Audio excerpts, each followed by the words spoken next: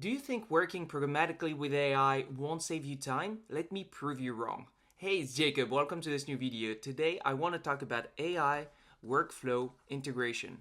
So, let me write this down and let me explain what I mean by workflow integration. Because this is the problem that we have right now, and maybe you've seen it yourself.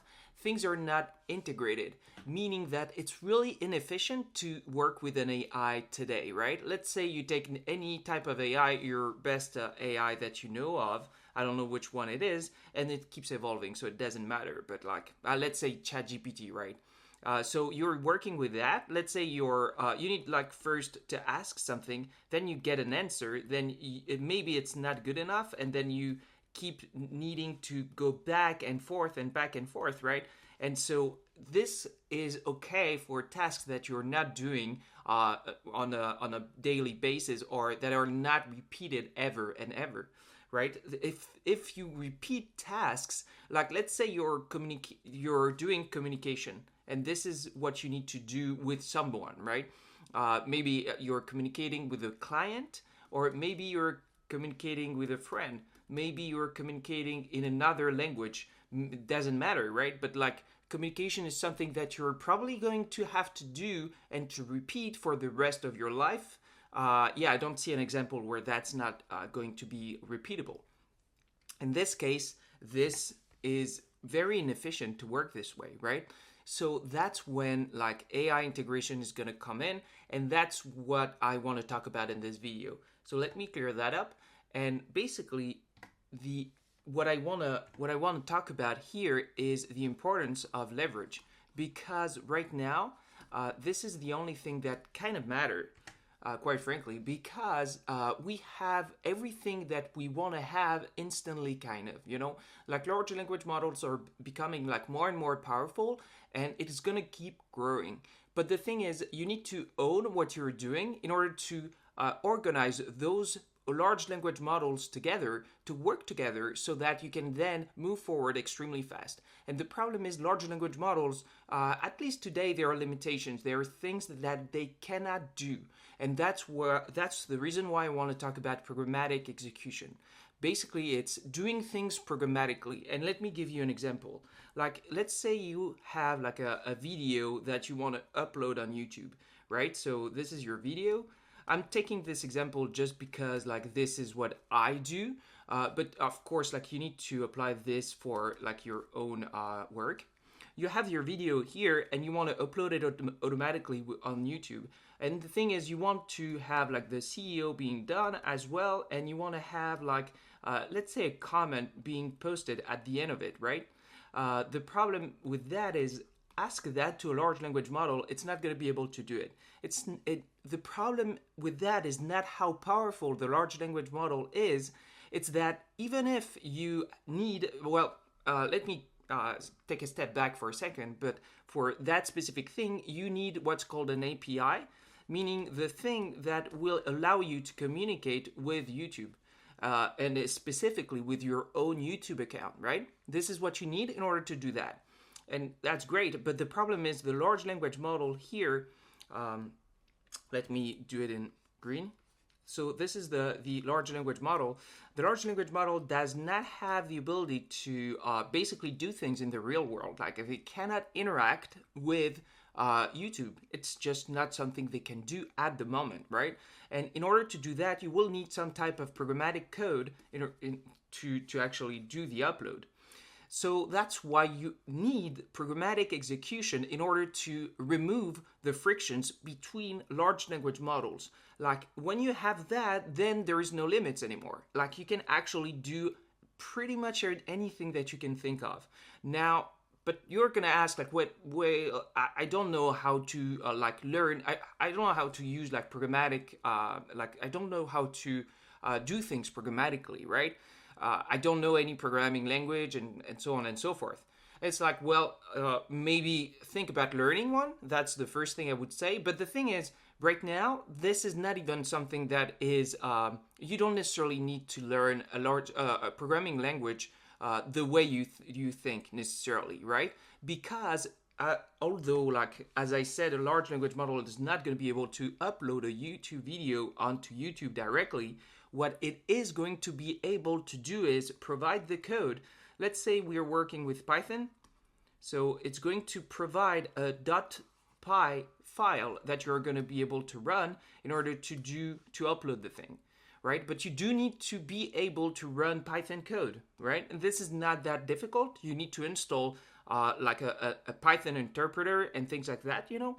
It's not that complicated, but you do need to do things programmatically. If you don't do things programmatically, you need to ask a larger language model to do that for you. And they're pretty good at that. And of course, like they're getting better and better and better.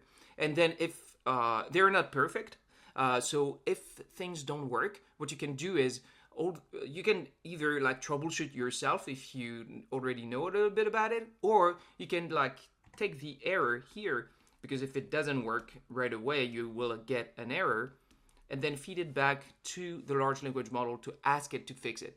And then you keep doing that, right? You keep doing that loop until it works. That's not something that is very difficult to do. It does. There is a little bit of a learning curve at first if you don't know what you're doing, but like this is something that you can do today. So that is the thing that I really wanted to explain here. Like programmatic execution, like people think, well, code is dead. We're not gonna need to learn how to code anymore.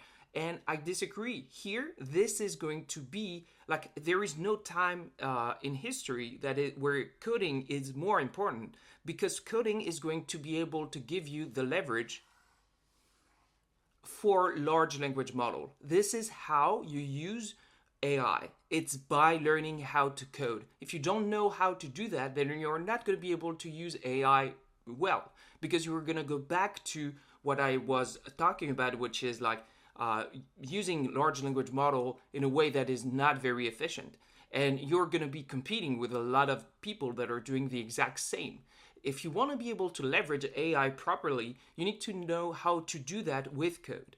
That's the only reason that, code is leverage. That's what it is. Because then you're going to, if you have like, let's say a process that you know is repeated, let's say step 1, step 2, step 3, and so on and so forth, then when you need a large language model somewhere in those steps, then you're going to be able to use this, and you're going to be able to basically do the entire process like right away, right? Just by clicking on a button, because there is code that is piecing everything together, right?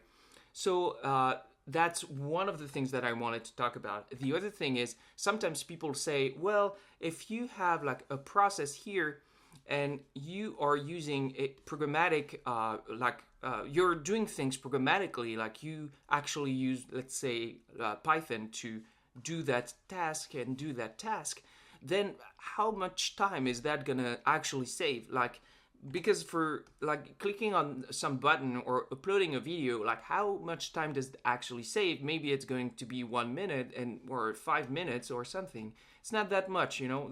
People are gonna say, is it really worth it to invest all that time to learn how to do things programmatically? Like, I have other things to do. And sure, that's not that much time. But the thing is, it's not about the time. And there is also the effort here.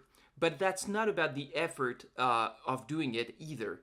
This is about, again, leverage and buildability. So let me write this down. It's supposed to be green. All right. So buildability, sorry for that, is here like that, right? So this is about buildability. Buildability means it basically means leverage, like the ability to keep working on the same thing, right? If you have an entire process where you are using AI to actually do all of the tasks there, yeah, maybe you're not saving that much time, but that means that you can keep doing things with it. Meaning you can, like, let's say this is your process here that is fully used with AI, right? You worked on all of those tasks separately, and now it's an entire process. Then if you do that with multiple processes here and there, well, what you can do is also merge things together.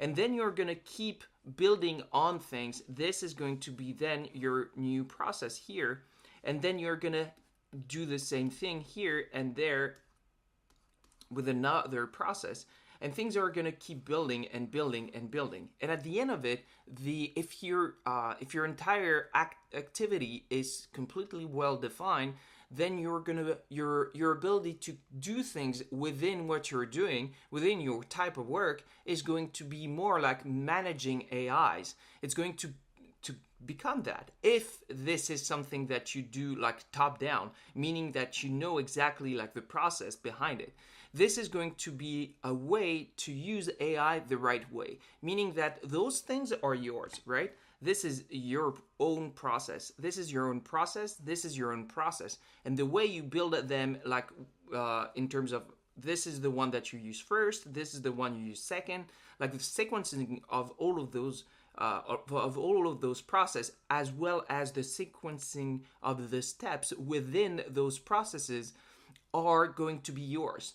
And then what is being done, the execution of those things, are going to be done via an AI and via large language models. And the way the large language models are set up are yours as well.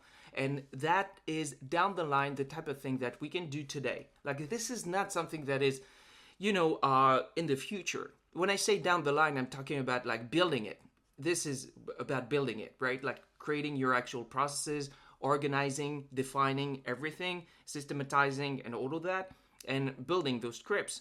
This is like the work that you need to do, but that's not something that we cannot do today. In fact, like a large part of what I am doing right now is basically that, right? Because all of that work, I've done it myself. So this is not something that is like science fiction. This is something that you can do today. If you want to receive more of my content, join the community by clicking on the link in the description. If I want to share something with you, I'll send you an email. And thank you for watching, and see you in the next one.